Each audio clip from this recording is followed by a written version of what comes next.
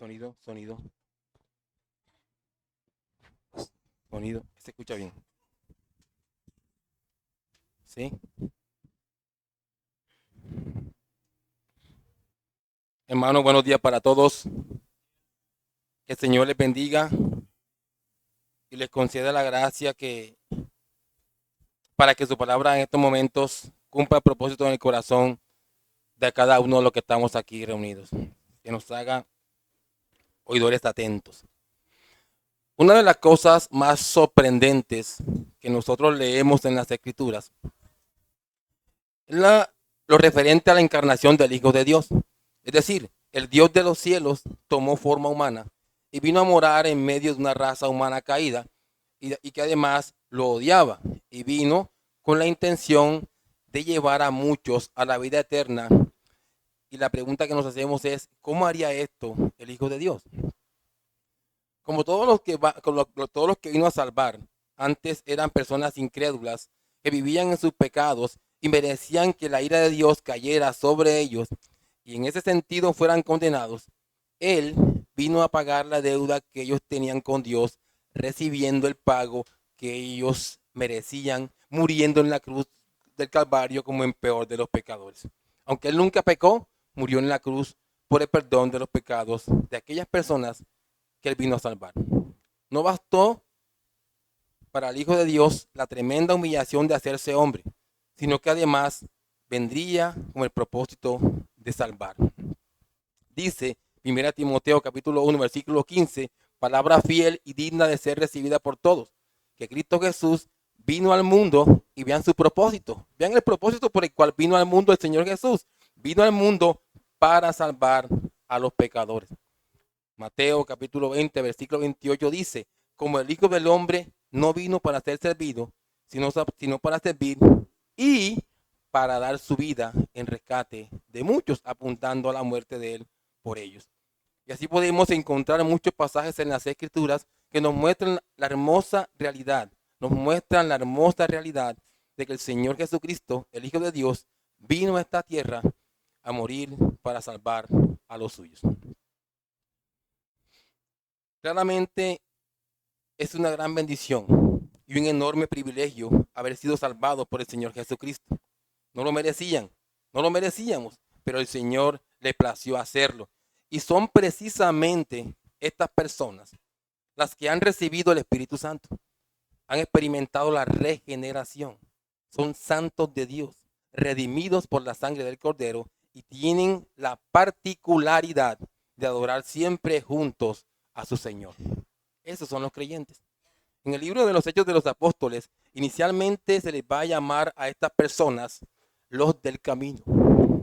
Y más adelante se les va a llamar cristianos, precisamente por el hecho de que ellos muestran con su testimonio piadoso y de amor su parecido a Cristo. En el pasaje de las Escrituras que vamos a estudiar en esta mañana, el apóstol Pablo le va a indicar a Timoteo, el cual se encuentra liderando a la iglesia de Éfeso, una verdad muy importante y significativa referente al pueblo de Dios y al cual él llama iglesia. Acompáñenme entonces al pasaje que leyó nuestro hermano Luis, 1 Timoteo capítulo 3, leemos los versículos 14 y 15. 1 Timoteo capítulo 3, versículos 14 y 15. Sígueme en sus Biblias, hermanos, así dice la palabra de Dios. Esto te escribo, aunque tengo la esperanza de ir pronto a verte, para que si tardo sepas cómo debes conducirte en la casa de Dios, que es la iglesia del Dios viviente, columna y baluarte de la verdad. ¿Qué título para la iglesia? El título para esta enseñanza le he puesto el gran valor de la iglesia. El gran valor de la iglesia. Y quiero trabajar teniendo en cuenta dos aspectos. En primer lugar, unas palabras para la iglesia. Y en segundo lugar, la gran responsabilidad de pertenecer a la iglesia. Unas palabras para la iglesia y la gran responsabilidad de pertenecer a la iglesia. Ahí está bien, listo. Como decía, hermanos, el título para la enseñanza de hoy es el gran valor de la iglesia. Consideren esto, por favor, cada quien que está aquí que es creyente, considérelo y vean lo que vamos a trabajar. unas palabras para la iglesia, particularmente la de Éfeso, y la gran responsabilidad de pertenecer a la iglesia. Veamos en primer lugar unas palabras para la iglesia. El apóstol Pablo, como el padre espiritual de Timoteo, por el hecho de haberlo instruido en la verdad del evangelio, tenía muchos deseos de que su discípulo que se encontraba ahora en Éfeso supiera cómo desenvolverse en su rol de líder de la iglesia que se encontraba en ese lugar. Versículo 14, esto te escribo, aunque tengo la esperanza de ir pronto a verte. Lo más seguro en estos momentos es que el apóstol Pablo, al decir esto te escribo, se esté refiriendo al contenido general de la epístola que estamos tratando en estos momentos y que consta de 6 capítulos, donde Pablo da a Timoteo unas instrucciones claras sobre diferentes aspectos que se presentan en el contexto eclesial, los cuales él debe afrontarlos con valentía. Timoteo no debe pasar por alto ninguno de los aspectos que el apóstol Pablo menciona aquí. No debe tener temor de los hombres, no debe ser cobarde, sino que debe ser un oidor y hacedor de la palabra que ya conoce, como cada creyente que pertenece a la iglesia, a pesar de las consecuencias que esto genere. Veamos primero qué es lo que el apóstol Pablo le escribe a Timoteo en esta epístola que estamos tratando nosotros. Primero que todo, le advierte sobre las falsas doctrinas. Las falsas doctrinas son una plaga que siempre han buscado que los creyentes se desvíen de la verdad del evangelio, generando así mucho daño a la iglesia. Timoteo debe estar atento a estas cosas y tomar medidas. Luego le habla acerca de la verdadera doctrina en la que debe perseverar, la cual apunta al evangelio, a la obra que por pura gracia y por su infinita misericordia hizo el Señor Jesucristo por el perdón de los pecados de su pueblo. Además, Pablo le deja claro a Timoteo que él como soldado de Jesucristo debe militar la buena milicia, es decir, debe mantenerse firme en la fe y apartarse de la mentira. El apóstol también va a indicar a Timoteo acerca de la importancia de la oración y por eso llama a los hombres de la iglesia a levantar manos santas. Nos va a hablar del rol de las mujeres, en lo cual resalta el hecho de que las mujeres deben respetar el diseño de Dios para la iglesia, como también el vestirse de la principal vestimenta que indica el Señor, como son las buenas obras. Para las mujeres van estas palabras. El apóstol también le habla a Timoteo acerca de los líderes de la iglesia, los requisitos de aquellos que habían de ser pastores y diáconos. También le habla acerca de los falsos maestros y sus características, para que así los distinga cuando aparezcan a hacer daño a la iglesia. Además, resalta a los verdaderos maestros y los describe como son. Incluso aspectos como la responsabilidad con los miembros de la iglesia. Debe tener presente Timoteo, principalmente a las viudas. Timoteo y toda la iglesia, principalmente debe tener presente a las viudas, a los adultos mayores, como también a aquellos que han pecado, para exhortarlos y para que estos se aparten de ese mal camino. Todo esto, hermanos, muestra la gran responsabilidad que tiene Timoteo. ¿Cómo así? Timoteo, a la luz del evangelio que ya conoce y en el cual ha creído, debe tener en cuenta lo que el apóstol le está diciendo en la epístola, ponerlo en práctica, sobre todo en el contexto eclesial. Y en ese sentido, llevar a que la iglesia funcione correctamente, donde la conducta de los pastores, de los diáconos, de los hombres, de las mujeres y de todo el creyente en general den razón de la verdad en la cual han creído y que ahora llevan a la práctica. De eso se trata, hermanos, de conocer el evangelio y llevarlo a la práctica. Esto es lo que vamos a ver nosotros. El apóstol Pablo desea hace mucho tiempo ir donde tu hijo Timoteo, estar con su hermano en la fe, ayudarlo, compartir con él. Pablo desea que el pueblo de Dios que está en Éfeso ande en la voluntad de Dios. Por eso las palabras que va a decir a continuación, lo que nos lleva entonces al segundo punto. La gran responsabilidad de pertenecer a la iglesia. Y aquí voy a abordar mucho más ampliamente en este punto. La gran responsabilidad de pertenecer a la iglesia. Y cada creyente aquí debe estar muy atento a estas cosas que vamos a enseñar en estos momentos. Versículo 15 de 1 Timoteo capítulo 3. Para que si tardo, dice Pablo, sepas cómo debes conducirte en la casa de Dios, que es la iglesia del Dios viviente, columna y baluarte de la verdad. Ahora, qué excelente sería para Timoteo que el apóstol Pablo escriba la epístola inspirado por el Espíritu Santo y que además se la lleve en persona y le ayude a poner en práctica todo lo que está ahí escrito. Eso sería excelente para Timoteo. Esto es lo mismo que pasa con una persona piadosa. La persona piadosa piensa así. El piadoso, donde quiera que vaya, siempre quiere tener cerca el consejo pastoral para que de esta forma tomar decisiones correctas. Ojalá y siempre esté con un pastor. Donde vaya esté con el pastor. Y el pastor me indique, y el pastor me diga, el pastor me guíe. Ojalá fuera así, pensaría un hombre piadoso. Pero hermanos, eso no es lo que pasa. Eso no es lo que pasa. Al creyente le toca muchas veces tomar decisiones a él solo. Y en el espíritu él debe procurar que sea la correcta. Lo que vemos que pasa en estos momentos con el apóstol Pablo y Timoteo es que al decir Pablo, para que si tardo, él está dando a entender que no puede llegar tan pronto como deseaba y pueda que nunca llegue. Pueda que nunca llegue.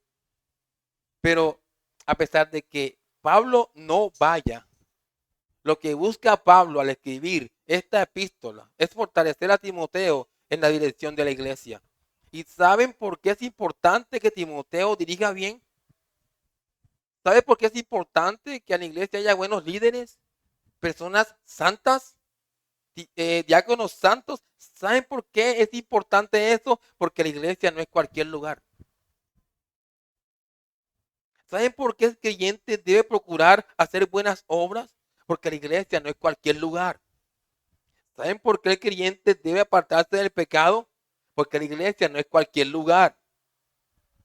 Que la gente promueva conductas que buscan mostrar a la iglesia como cualquier lugar es distinto. Un club privado, una casa de eventos o una empresa. Aunque la quieran mostrar así, la iglesia no es cualquier lugar. Si Pablo no llega donde Timoteo en Éfeso a ayudarlo en su dirección de la iglesia, Timoteo debe tomar las instrucciones que le dejó Pablo, ponerlas en práctica y así saber cómo conducirse en la casa de Dios. La iglesia es la casa de Dios. ¿Se escuchan, hermanos? La iglesia es la casa de Dios. Y la idea de saber conducirse en la casa de Dios es poseer un conocimiento o habilidad necesaria para alcanzar una meta deseada. Y en este caso, es glorificar a Dios obedeciendo sus mandamientos. Y además de eso, también está implícito en la frase una norma de vida constante. Este es un llamado, hermanos, que hace el apóstol Pablo, que hace el Espíritu Santo, tanto para Timoteo como para los pastores, como para los diáconos y toda la iglesia. Vivan glorificando a Dios constantemente. Es por eso que el creyente no es de doble ánimo. No es de doble ánimo, con un pie en la iglesia y otro pie en el mundo. El creyente no es una persona tibia, que aparenta ser creyente, pero no es creyente, es impío. El creyente no es así. El creyente es una persona que continuamente durante toda su vida se la pasa glorificando al Señor. Hermanos, y no estoy hablando de perfección, sino de sinceridad y también de intencionalidad a la hora de obedecer la palabra de Dios. Ahora, cuando hablamos de la iglesia como casa de Dios, vamos a referirnos a varios aspectos aquí. En primer lugar, cuando decimos que la iglesia es casa de Dios, nos estamos refiriendo a un aspecto muy importante que la persona que se congrega debe tener muy presente y darle mucha seriedad. Cuando hablamos de la iglesia como casa de Dios, en primer lugar, nos referimos a la iglesia como santuario de Dios, como ese lugar donde Dios habita. En 1 Corintios capítulo 3, versículo 16, el apóstol Pablo nos habla y nos deja claro El creyente es templo del Espíritu Santo, templo de Dios, lo que quiere decir que Dios habita en los creyentes, Él mora allí. ¿Ven la seriedad con la que yo vengo a congregarme? En segundo lugar, cuando hablamos de la iglesia como casa de Dios, nos referimos a una familia. Los creyentes son miembros de la familia de Dios. ¿Ven la seriedad del asunto? Tanto de honrar a mi Dios como de tratar a mi hermano, somos miembros de la familia de Dios, hermanos. Y las directrices con las que esta familia vive vienen de parte de Dios. No son inventadas por el pastor ni por nadie. Vienen de parte de Dios. Y si tú eres parte de esta familia, debes ser consciente de que debes obedecer los mandamientos de Dios. Dice el apóstol Pablo en Efesios capítulo 2, versículo 19, haciendo referencia a los creyentes, así que ya no soy extranjeros ni advenedizos, sino conciudadanos de los santos y miembros de la familia de Dios. Antes no eran pueblo, antes no habían alcanzado misericordia, pero ahora están en Cristo. Ahora que han sido salvados y redimidos, son pueblo y han alcanzado misericordia, así como lo declara 1 de Pedro capítulo 2, versículo 10. Los creyentes, hermanos, debido a estar ahora en Cristo, hacen parte de la familia de Dios. Es por eso que ellos son casa de Dios. Y además, miren ahora cómo el apóstol Pablo va a definir la asamblea, la reunión de los creyentes. Dice él que es la iglesia de Dios, del Dios viviente, columna y baluarte de la verdad. Aquella que es llamada casa de Dios, Pablo llama ahora que es la iglesia del Dios viviente, columna y baluarte de la verdad. Sigue Pablo enfatizándonos que la iglesia no es cualquier lugar. La iglesia no es el cine, no es el parque, no es el patio de mi casa que es particular. La iglesia es la casa de Dios. Lo primero que quiero resaltar en estos momentos es que Dios es Señor de la iglesia. Dios es Señor de la iglesia. Esa es la que venimos a adorar cuando nos congregamos. Esa es la que venimos a glorificar cuando le obedecemos. Es a Él, hermanos. Es a Él a quien consagramos nuestra vida para que se haga su voluntad, más no la nuestra. Si tú eres creyente, no vas a insistir en hacer tu voluntad. Si tú eres creyente, el Señor debe guiar tu vida y es la voluntad de Él la que se debe hacer en ti. Lo segundo que quiero resaltar es que la iglesia le pertenece al Señor, no es de los pastores, no es de nadie aquí. La iglesia le pertenece al Señor, por lo cual son las directrices de Él, sus condiciones, sus mandamientos, los que la iglesia debe obedecer. ¿Ven la insistencia? ¿Por qué la insistencia nuestra como pastores en llamar a la iglesia a obedecer? Porque como mensajeros de Dios enseñamos el mensaje de Dios. Y el mensaje de Dios tiene que ser escuchado y obedecido, iglesia. Dice Hechos capítulo 20, versículo 28, por tanto, mirad por vosotros y por todo el rebaño que el Espíritu Santo os ha puesto por obispos para apacentar la iglesia del Señor, que Él ganó por su propia sangre. Su sangre en la cruz del Calvario le ganó ese derecho. Y el tercer aspecto que quiero resaltar es que la asamblea de los creyentes es llamada iglesia del Dios vivo.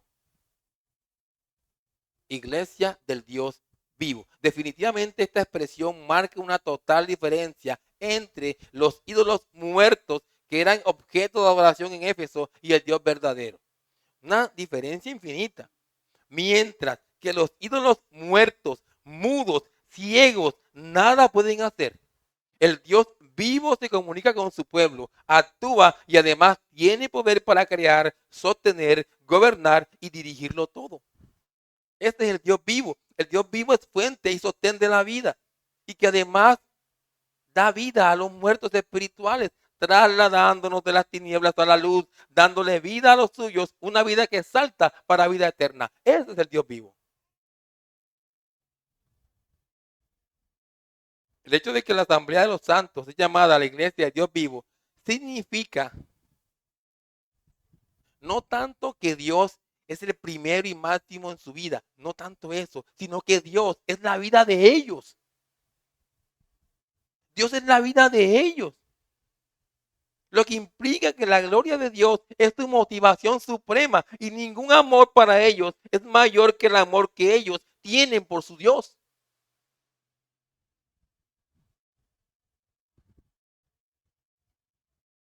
Y como el amor que ellos tienen a su Dios es mayor que cualquier amor, ellos, los creyentes, como cuales personas que aman a Dios, sus mandamientos guardan.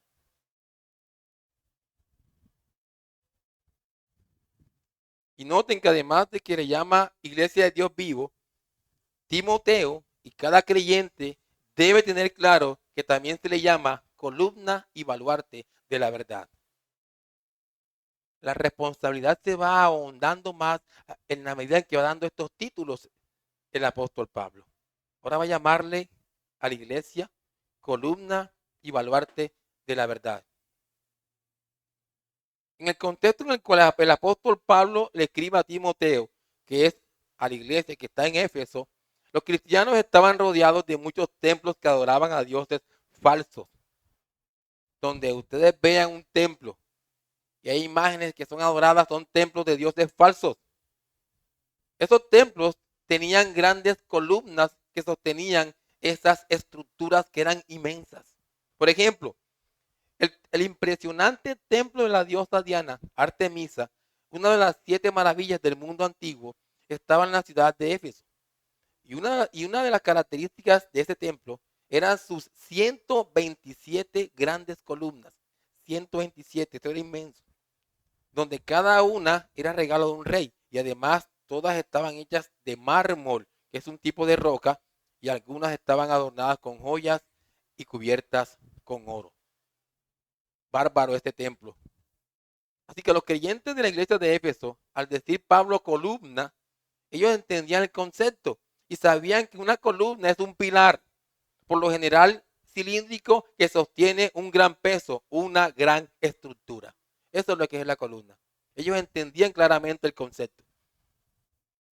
Ahora, otra cosa que también notaban los creyentes de la iglesia de Éfeso en los templos de los dioses paganos y sobre todo en el de la iglesia, en el templo de la diosa Diana, era la gran base, el fundamento o el cimiento sobre lo cual estaba construido el templo y a lo que Pablo llama baluarte.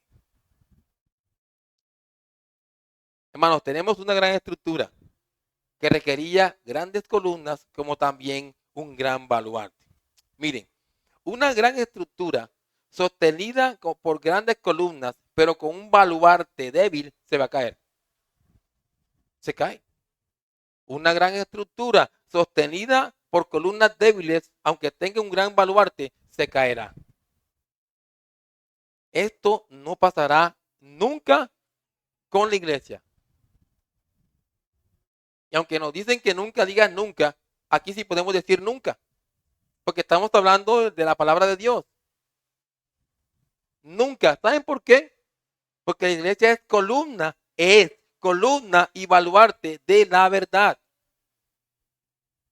No hay duda, no hay opción. Lo es, hermano. Dios ha decretado que así sea. Miren, hermanos, lo primero que yo quiero que noten aquí, y lo voy a leer tal y cual, es que el Dios de los cielos, escuchen, aquel del que Pablo dijo en el capítulo 1, versículo 17 de esta misma carta, que es el rey de los siglos, inmortal, invisible, el único y sabio Dios. Y más adelante va a decir en el capítulo 6, versículo 16, el único que tiene inmortalidad, que habita en luz inaccesible, a quien ninguno de los hombres ha visto ni puede ver. Este Dios ha determinado, ha decretado que la iglesia sea columna y baluarte de la verdad. Es Él. ¿Quién va a cambiar eso? ¿Quién lo va a cambiar? Aquí no hay dudas. Dios nos dio a su Hijo Jesucristo para que la iglesia sea. No hay dudas ni opciones. Nos dio y somos. Recuerden que no estamos hablando de un edificio, de una estructura física, sino de un cuerpo de creyentes. Qué valiosos son los salvos, los redimidos, aquellos que viven constantemente en comunión con Dios y apartados del pecado. Ellos son la iglesia. Son ellos. Ahora, ¿qué significa que la iglesia sea columna y baluarte de la verdad? ¿Qué significa eso? Ya dijimos que es columna, ya dijimos que es baluarte, ya dijimos que eso, la iglesia es eso, pero ¿qué significa que la iglesia sea columna y baluarte de la verdad? En un mundo rodeado de templos que enseñan mentira, donde adoran dioses falsos y donde la gente está esclavizada al pecado. Y no me refiero solamente al contexto de Éfeso, sino también a nuestro contexto en el presente siglo XXI. En un mundo así, la iglesia es columna y baluarte de la verdad. Y cuando hablamos de la verdad, nos estamos refiriendo a todo el consejo de Dios. Noten, a la revelación bíblica, a aquella que nos apunta hacia nuestro Señor Jesucristo, el Salvador, hacia el Evangelio nos apunta el consejo de Dios. Entonces, mis hermanos, cuando decimos que la iglesia es columna y baluarte de la verdad, nos estamos refiriendo a que la iglesia tiene la solemne responsabilidad de sostener sólida, firme e inquebrantablemente la palabra de Dios. Debe apoyarla, debe protegerla, debe guardarla como el más grande y precioso tesoro, debe respetarla, debe darle su lugar. Y en ese sentido, la palabra de Dios nunca será relegada a un segundo plano en la iglesia, como tampoco será torcido su mensaje, ni mucho menos será amañada para no incomodar a nadie.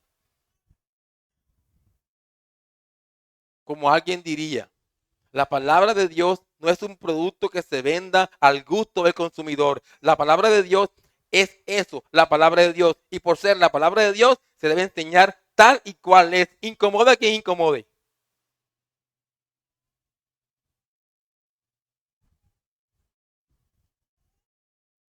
Repito, la palabra de Dios no es un producto que se venda al gusto del consumidor. La palabra de Dios es eso, la palabra de Dios. Y por ser la palabra de Dios, se debe enseñar tal y cual es. Incomode a quien incomode. Ahora, aunque la iglesia tiene la responsabilidad de sostener y defender la verdad de Dios, implica con esto que cada creyente debe comprometerse con esta tarea. Cada creyente. ¿Y cómo lo haría el creyente eso? Tengo varias cosas que debe promover en su vida y en su conducta diaria. En primer lugar, ¿cómo el creyente se compromete con la tarea de ser parte de ese cuerpo que es columna y baluarte de la verdad? Creyéndola antes que nada. Creyéndola. Aquí comienza todo. Quien no cree en la Biblia, el consejo de Dios, ¿qué tiene para él? Nada. Confusión, confusión y oscuridad. El creyente comienza creyendo la verdad de Dios, creyendo el mensaje. Todo comienza cuando escucho el Evangelio y lo creo. Todo comienza allí. Eso va a determinar lo que viene para mi vida en adelante hasta el fin del mundo. Ahí comienza todo. Creer el Evangelio. Y empezamos a ver a esa persona distinta porque ha creído el Evangelio. Entonces, en segundo lugar, meditando en ella. Esto significa que el creyente no será un oidor olvidadizo, sino que siempre estará preparado para usarla. Siempre. Eso es meditarla. Meditar la palabra implica que el creyente cuando sale del culto, cuando nos vamos de aquí, tendrá presente la palabra, no se le olvidará. Meditar la palabra implica que después de leerla, no se le olvidará lo que lee. Esto es lo que tenemos que hacer cada vez que nos vamos de aquí. Quedar con esta palabra en nuestra mente, meditándola, para que a la hora de actuar o pensar, la usemos. Eso es meditar. Así que como creyentes tenemos la gran responsabilidad de meditar la palabra siempre. Siempre, hermanos.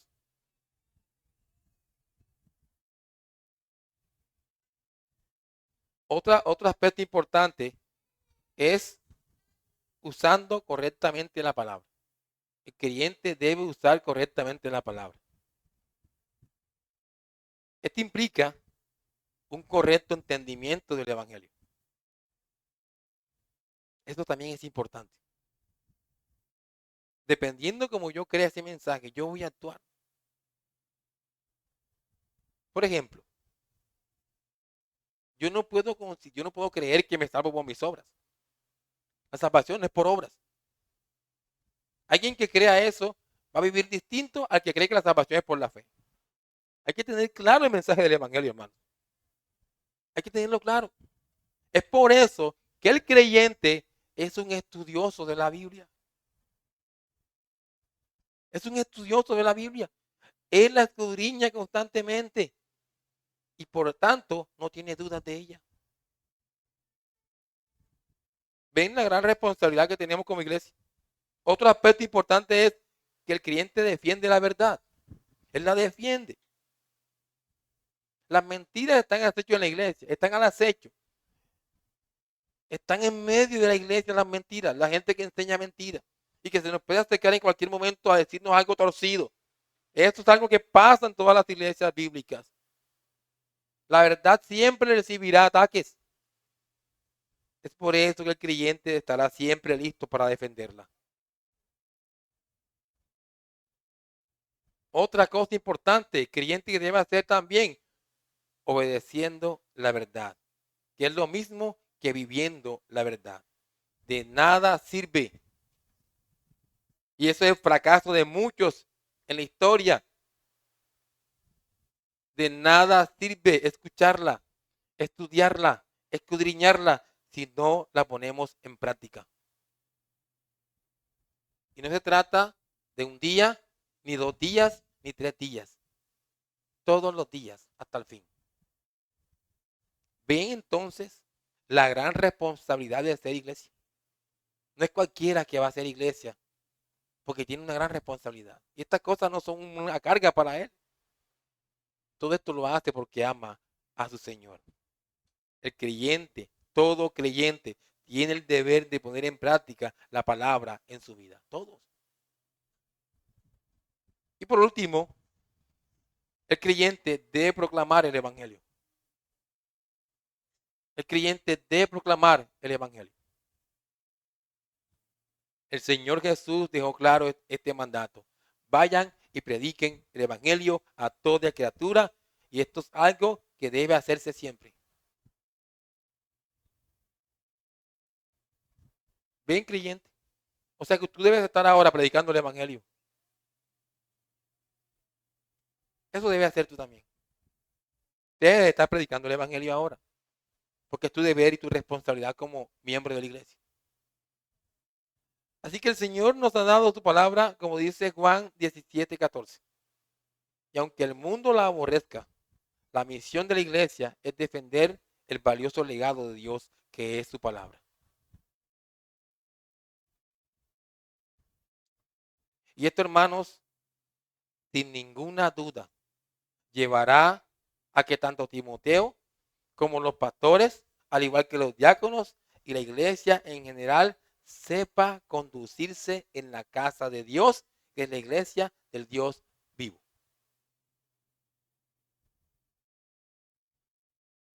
¿Ven?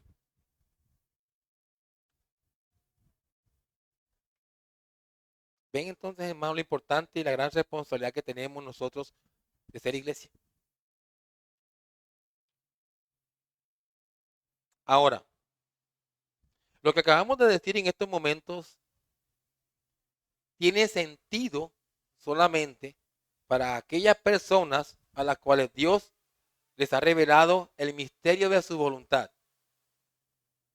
Repito, lo que acabamos de decir en estos momentos tiene sentido solamente para aquellas personas a las cuales Dios les ha revelado el misterio de su voluntad. Es decir, mientras que muchas personas han leído y leído la Biblia y no entienden nada hasta el punto que su vida no se ve afectada por ella, los redimidos se acercan a la palabra de Dios y al leerla creen y entienden lo que el Señor les ha dado. ¿Ven la diferencia? Unos leen y no entienden nada, pero el creyente la lee y la entiende.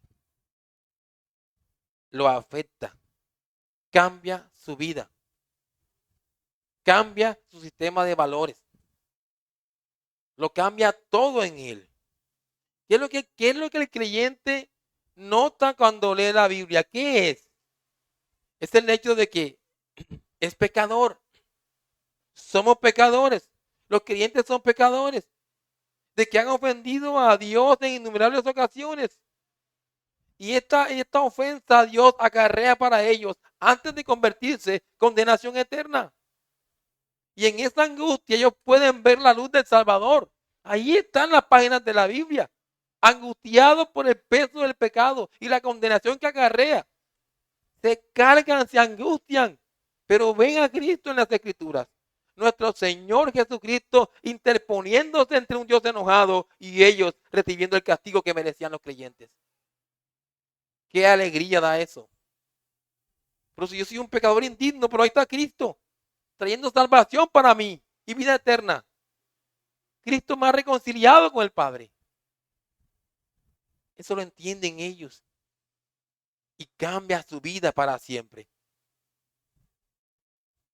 Él, hermanos, el Señor Jesucristo recibió el castigo que merecíamos a causa de nuestros pecados, para que ahora nosotros, como creyentes y miembros de la familia de Dios, no tengamos ningún temor, sino la firme certeza de que somos pueblo de Dios, amparados y guardados en la justicia de Jesucristo. Veamos qué tanto te conmueve esto, iglesia. Veamos. Y aquel que es poderoso para guardarlo sin caída y presentarlo sin mancha delante de su gloria con gran alegría, al único y sabio Dios, nuestro Salvador, sea gloria, majestad, imperio y potencia, ahora y por todos los siglos. Amén.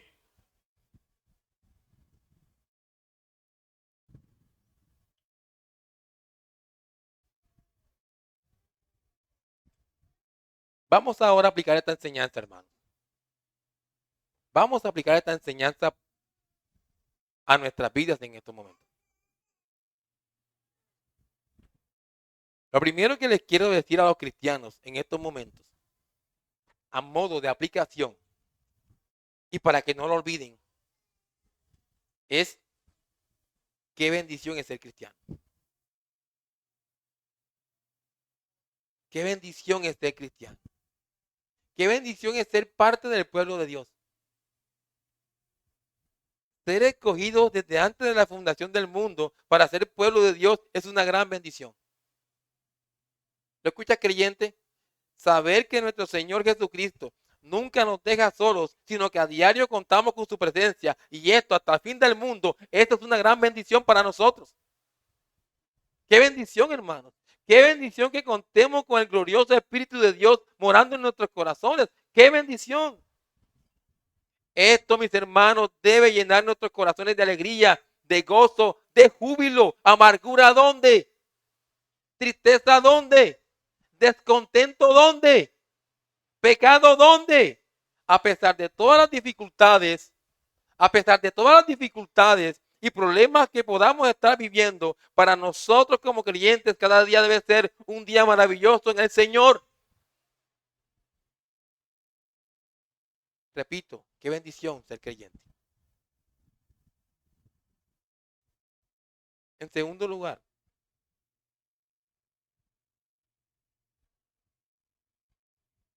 teniendo en cuenta, creyente, de la bendición que tú gozas en estos momentos por ser creyente, ser parte del pueblo de Dios, yo te pregunto, ¿Qué te detiene de glorificar al Señor? ¿Qué te detiene? ¿Qué te detiene de servirle?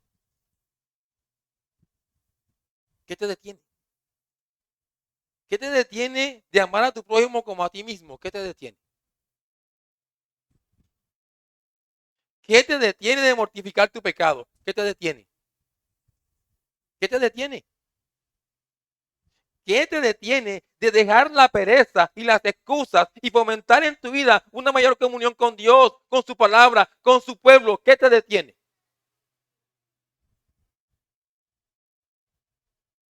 ¿Qué te detiene de escuchar la voz de tu Señor y obedecerle? ¿Qué te detiene? ¿Qué te detiene?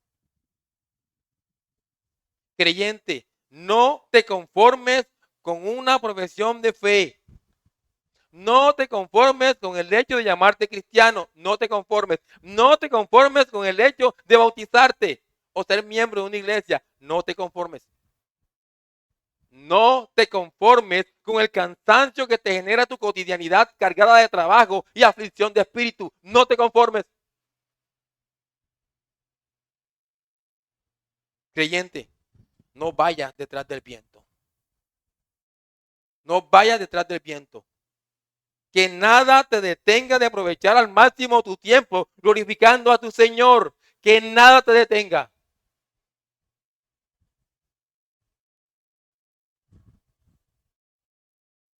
Y la tercera y última aplicación que traigo para ti, creyente, es qué tanto valor tiene la palabra de Dios para ti. ¿Qué tanto valor tiene la palabra de Dios para ti? ¿Cuánto lees tu Biblia? ¿Cuánto tiempo le dedicas tú a la meditación seria y responsable de las Escrituras? ¿Cuánto tiempo? Ah, pero es que yo trabajo y tú sabes. ¿Cuánto tiempo? No te estoy preguntando si trabajas o no trabajas. Estoy preguntando cuánto tiempo le dedicas tú a la meditación seria y responsable de las Escrituras como creyente que eres y que tienes esa responsabilidad.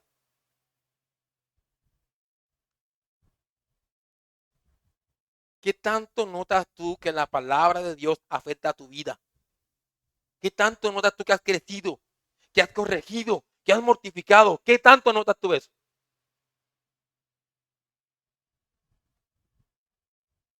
¿Has usado la palabra para bendecir a otros?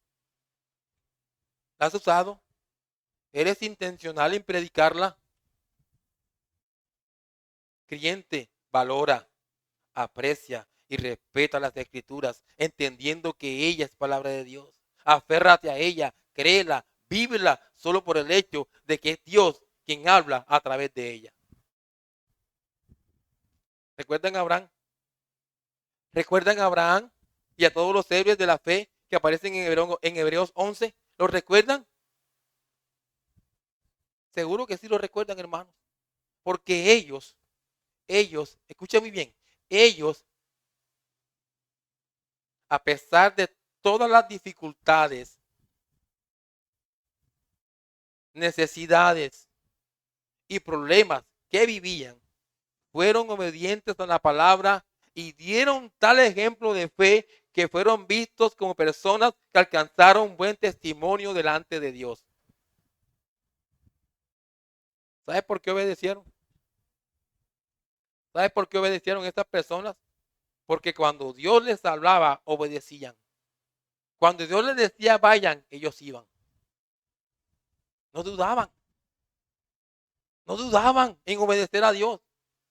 No dudaban en hacer lo que Dios quería. No dudaban, hermanos. ¿Saben por qué? Porque para ellos era suficiente el hecho de que Dios les hablara. Suficiente. Tú creyente, eres parte del pueblo de Dios. Tienes la palabra de Dios. Ve y obedécela solo por el hecho de que es Dios quien habla a través de ella.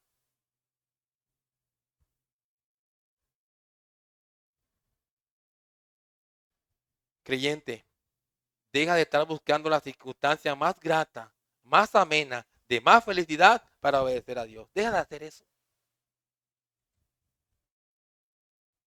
Deja de hacer eso. Deja de estar esperando que las adversidades, los problemas y las necesidades se terminen para obedecer a Dios. Deja de hacer eso.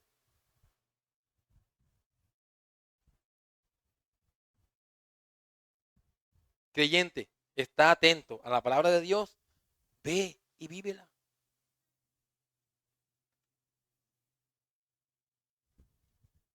Ve y vívela. Y finalmente, para aquellas personas que no son creyentes que nos acompañan en esta mañana, tengo también unas palabras para ellos.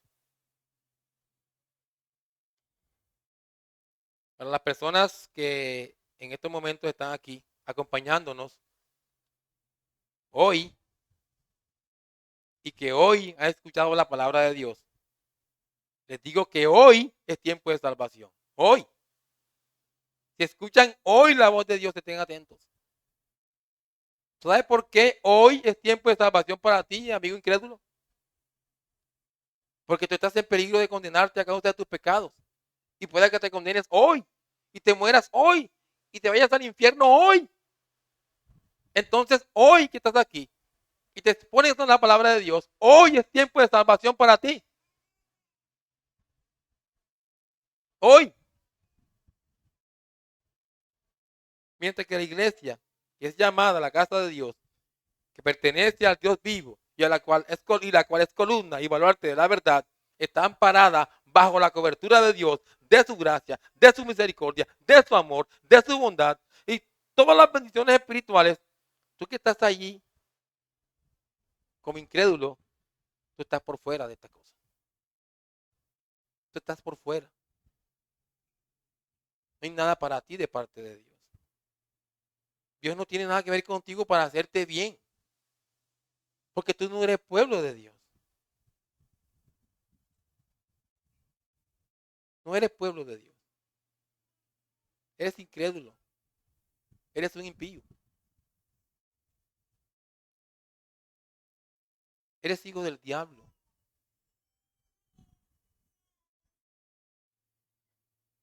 Dios no tiene nada que ver contigo para hacerte bien, pero sí tiene que ver en todo contigo a causa de tus pecados para castigarte y darte el pago que mereces. Necesitas que te salven de esta condición ahora, hoy mismo. Necesitas eso, hoy.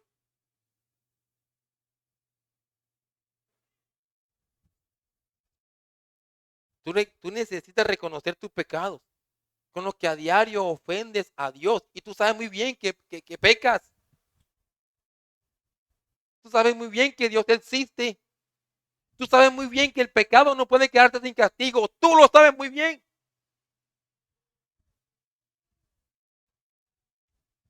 Cuando haces lo malo, la conciencia te dice malo. Y por el hecho de ser incrédulo, ya eres pecador. Ya pecas. La incredulidad es un pecado, hermano.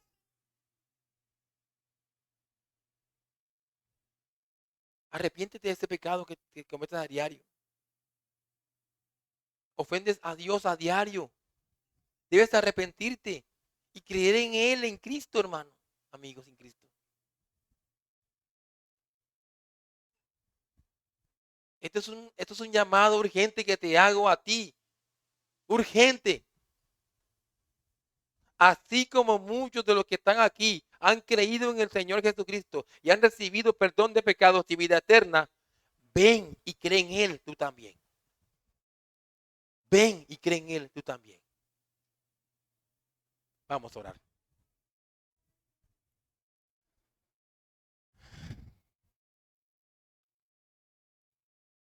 Amado Dios y Padre, Rey que estás en los cielos, te damos, Señor, gracias en esta mañana de hoy. Gracias por tu palabra. Gracias, Señor, por tu misericordia al mostrarnos que tú nos has perdonado, Señor. El hecho de ser iglesia ya nos muestras que nos has perdonado, nos has limpiado, nos has apartado para ti. Gracias. Gracias por apartarnos y llamarnos iglesia. Gracias por hacernos parte de la familia tuya, Señor, y llamarnos posesión del Dios vivo. Gracias por escogernos para hacernos columna y baluarte de la verdad. Ayúdanos, Señor, a ser fieles y a preservar este tesoro en todo lo que requiera hasta el fin. Queremos también rogarte que los que no te conozcan, Señor, y vengan también a ser parte ellos de tu pueblo santo y redimido. Gloria y alabanza sean dadas siempre a tu nombre, Señor. Permite, permite que la iglesia, al salir de este lugar, o cuando tenga sus devocionales diarios y personales, medite en tu santa y bendita palabra, Señor. Gloria a tu nombre por siempre. Te rogamos todas estas cosas en el nombre de Jesucristo. Amén. Bendiciones, mis hermanos. Hoy es cena.